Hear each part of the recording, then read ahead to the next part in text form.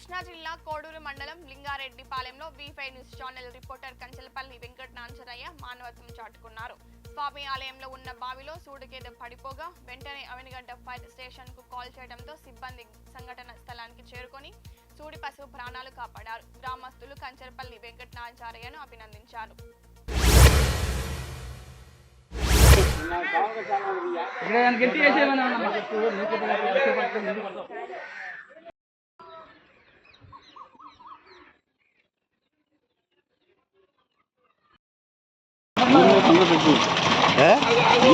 బాగా కూర్చోండి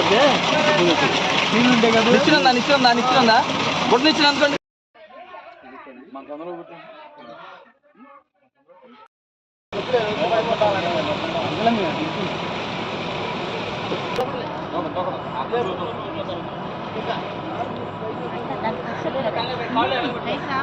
దానికి వచ్చి అది కాలు